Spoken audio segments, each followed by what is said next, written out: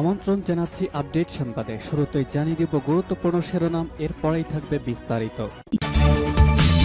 সর্বশেষ ইসরায়েল ফিলিস্তিন যুদ্ধের আপডেট। ফিলিস্তিনে ইসরায়েলি বসতি স্থাপনের বিরুদ্ধে 145 দেশ, এবার বিপদে ইহুদিবাদী প্রধানমন্ত্রী বেনিয়ামিন নেতানিয়াহু। ইসরায়েলের সহায়তায় আসা মার্কিন সামরিক বিমান ভূমধ্যসাগরে বিধ্বস্ত।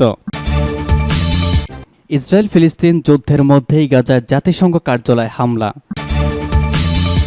জানাবো গাজায় হামলা বন্ধ না হলে আঞ্চলিক যুদ্ধের হুঁশিয়ারি হামাসের।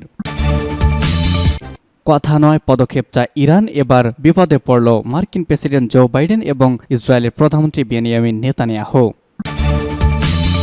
রাজনৈতিক উত্তেজনার মধ্যে এবার সেনার সঙ্গে দিলওয়ারি পালন করতে চীন সীমান্তে ভারতের প্রধানমন্ত্রী নরেন্দ্র মোদি।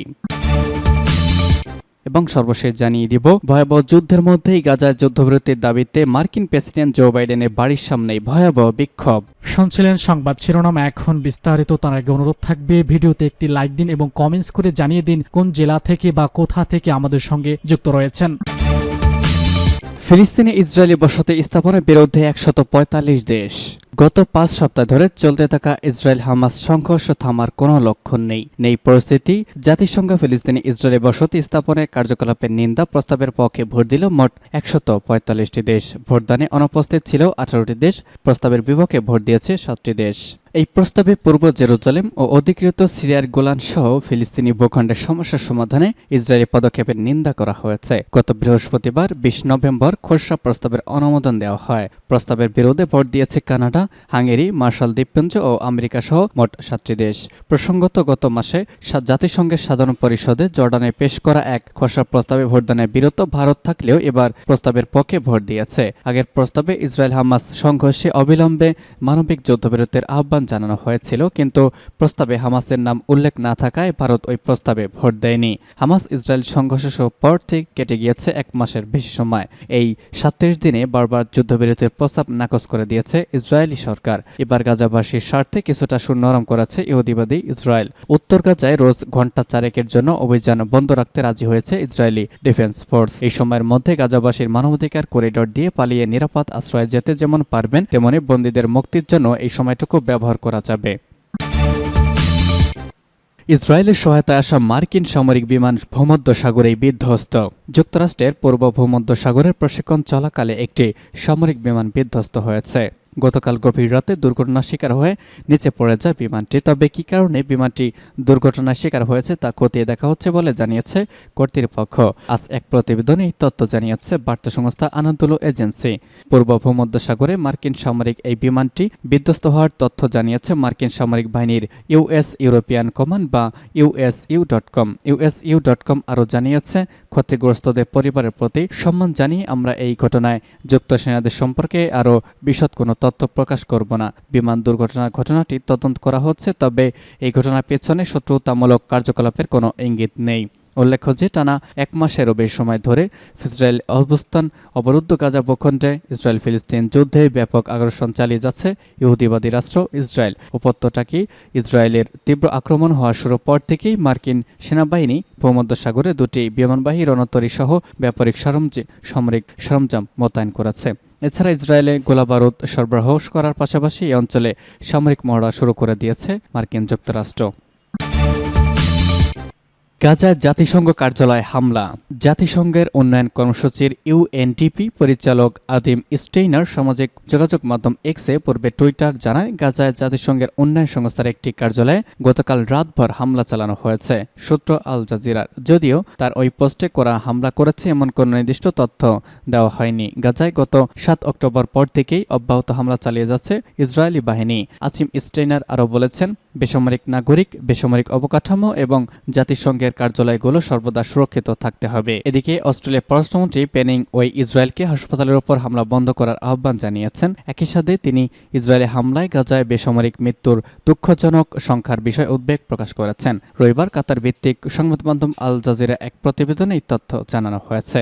প্রতিবেদনে বলা হয়েছে, এবিসির ইনসাইডার গতকাল প্রোগ্রামে এবং বলেছেন, আমি হাসপাতাল এবং চিকিৎসা সুবিধার ক্ষেত্রে এই বিষয়টি তুলে ধরব যে আন্তর্জাতিক মানবিক আইনের জন্য হাসপাতাল, রোগী ও চিকিৎসা কর্মীদের সুরক্ষা প্রয়োজন।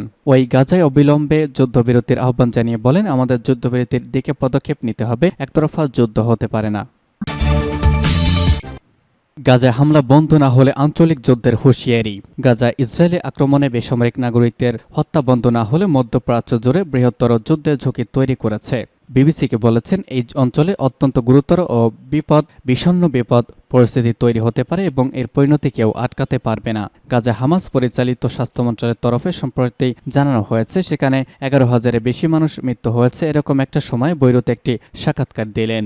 গত 7 অক্টোবর হামাসের হামলায় 1400 মানুষের মৃত্যু হয়েছে, যাদের মধ্যে 1000 বেসামরিক নাগরিক ছিলেন। হামাসের এই হামলার জবাবে ইসরায়েলও পাল্টা হামলা চালিয়েছে। বিপদ সত্যি আসতে চলেছে ইসরায়েলের, কারণ ইসরায়েল সামরিক নাগরিকদের বিরুদ্ধে আগ্রাসন বাড়াচ্ছে এবং বেশি সংখ্যায় নারী ও শিশুদের হত্যা করছে। তার কথা, এই অঞ্চলে আরও বিপদ ডেকে না এনে এই পরিস্থিতি চলতে পারে আমার মনে হয় না। তিনি জোর দিয়ে বলেছেন, ইসরায়েলি হামলা বাড়লে এই অঞ্চলে যুদ্ধের ঝুঁকিও বাড়বে। গাজায় যুদ্ধের প্রেক্ষিতে এখনও পর্যন্ত শুধুমাত্র হুঁশিয়ারির মাত্রাটাই বাড়িয়েছে। হিজবুল্লাহ সতর্কভাবে তাদের প্রতিক্রিয়া দিচ্ছে। আজ লেবাননের দক্ষিণাঞ্চলে ইসরায়েলি হামলায় 1 নারী ও 3 শিশুর মৃত্যুর পর হিজবুল্লাহ প্রথমবার গ্রাড রকেট ব্যবহার করে যাতে এক ইসরায়েলি বেসামরিক নাগরিকের মৃত্যু হয়। হিজবুল্লাহর নেতা হাসান নাসরুল্লাহ হুমকি দিয়ে বলেছেন, লেবাননে প্রত্যেক বেসামরিক নাগরিকের মৃত্যুর জবাব সীমান্তের ওপরে দেয়া হবে। তবে এখন তিনি ইসরায়েলকে সর্বাত্মক যুদ্ধের হুমকি দেননি, সমস্ত বিকল্প পথই খোলা রয়েছে। একথা জোর দিয়ে জঙ্গি গোষ্ঠীটি মূলত সামরিক লক্ষ্যবস্তুতে আঘাত করে আন্তঃসীমান্ত আক্রমণের মধ্যেই নিজেদের প্রতিক্রিয়া সীমাবদ্ধ রেখেছে। তাদের 60 জনের বেশি যোদ্ধা নিহত হয়েছেন, কিন্তু তাদের জায়গা নেওয়ার মতো যুদ্ধের অভিজ্ঞতা সম্পন্ন হিজবুল্লাহর আরও বহু সমর্থক রয়েছে বা আছে। বৈরুতে এমন এক যোদ্ধাকে এই সপ্তাহে কবর দেওয়া হয়েছে, যার পরিবারের সদস্যরা কয়েক প্রজন্ম ধরে হিজবুল্লাহর হয়ে লড়াই করে এসেছে। শুধু তাই নয়, তিনি তার পরিবারের 5ম সদস্য, যিনি এই গোষ্ঠীর জন্য প্রাণ দিয়েছেন। কথায় নয়, পদক্ষেপ চায় ইরান।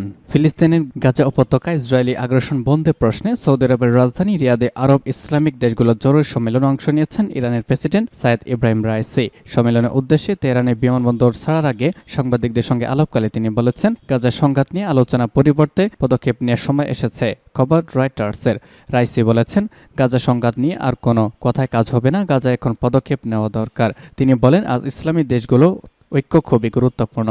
গত বছরের মার্চে চীনের মধ্যস্থতায় তেহরান রিয়াদের দীর্ঘদিনের বৈরী সম্পর্ক স্বাভাবিকের উদ্যোগ নেওয়ার পর প্রথমবারের মতো শনিবার রিয়াদ সফরে গেছেন ইরানের প্রেসিডেন্ট। ইরানের পররাষ্ট্রমন্ত্রী হোসেন আমির আবদুল্লাহিয়ান বলেছেন, রিয়াদের শীর্ষ সম্মেলন ওই অঞ্চলের যুদ্ধবাজদের কাছে একটি শক্তিশালী বার্তা দিবে এবং এর ফলে ফিলিস্তিনের যুদ্ধরপ্পাত বন্ধ হবে। ইব্রাহিম রাইসি বলেছেন, আমেরিকা বলে তারা যুদ্ধের বিস্তার চায় না এবং এ বিষয়ে ইরান ও অন্যান্য কয়েকটি দেশে ওয়াশিংটন বার্তা পাঠিয়েছে, কিন্তু এসব বিবৃতির সঙ্গে আমেরিকার কর্মের কোনো মিল নাই। সেনার সঙ্গে দিলওয়ায় পালন করতে চীন সীমান্তে ভারতের প্রধানমন্ত্রী নরেন্দ্র মোদী। আলোর উৎসবে হিমাচল প্রদেশের লেপচায় পৌঁছালেন ভারতের প্রধানমন্ত্রী নরেন্দ্র মোদী। সেনা সদস্যদের সঙ্গে দিলওয়ালে পালন করতে চীনা সীমান্তের একেবারে কাছে প্রত্যন্ত এই গ্রামে গিয়েছেন তিনি। প্রতিবারই সেনার সঙ্গে দিওয়ালি পালন করেন প্রধানমন্ত্রী, এবারও তার ব্যতিক্রম হচ্ছে না। নিজের এক্স হ্যান্ডেল ছবিগুলো শেয়ার করেছেন প্রধানমন্ত্রী নরেন্দ্র মোদী। লিখেছেন, হিমাচল প্রদেশে লেপচায় পৌঁছেছে আমাদের বাহাদুর নিরাপত্তা বাহিনীর সঙ্গে দিওয়ালি পালন করতে। এর আগে রবিবার সকালেই দেশবাসীকে দিওয়ালির শুভেচ্ছাও জানিয়েছেন প্রধানমন্ত্রী নরেন্দ্র মোদী। তিনি লিখেছেন, সবাইকে শুভ দীপাবলির শুভেচ্ছা জানাই। এই বিশেষ উৎসব সবার জীবনে বয়ে আনুক আনন্দ সমৃদ্ধি, সবাই সুস্বাস্থ্যের অধিকারী হন। এদিকে গত বছর কার্গিলে সেনা সদস্যদের সঙ্গে দিওয়ালি পালন করেছিলেন মোদী। তার আগে 2021 সালে দিওয়ালিতে তিনি ছিলেন জম্মু ও কাশ্মীরের নৌসেনা সেক্টরে।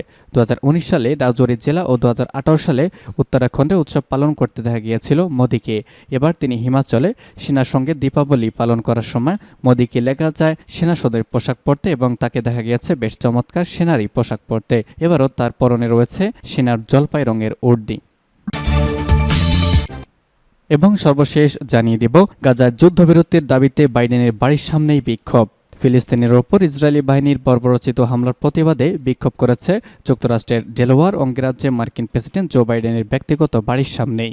শত শত বিক্ষোভকারী গতকাল বাইডেনের বাড়ির সামনে জড়ো হয়ে গাজায় দ্রুত যুদ্ধবিরতির দাবি জানিয়েছেন। যুক্তরাষ্ট্রে প্রায় প্রতিদিন কোথাও না কোথাও ফিলিস্তিনিদের সমর্থনে বিক্ষোভ হচ্ছে। গতকালও দেশটির ডেলাওয়্যার অঙ্গরাজ্যের ওয়েলমিংটনে মার্কিন প্রেসিডেন্ট জো বাইডেনের ব্যক্তিগত বাসভবনের সামনে বিক্ষোভ করেছেন ফিলিস্তিন সহ বিভিন্ন কমিউনিটির শত শত মানুষ। এ সময় ফিলিস্তিনিদের পতাকা নিয়ে বিভিন্ন স্লোগান দেওয়ার পাশাপাশি যুদ্ধবিরতির দাবিও জানিয়েছেন তারা।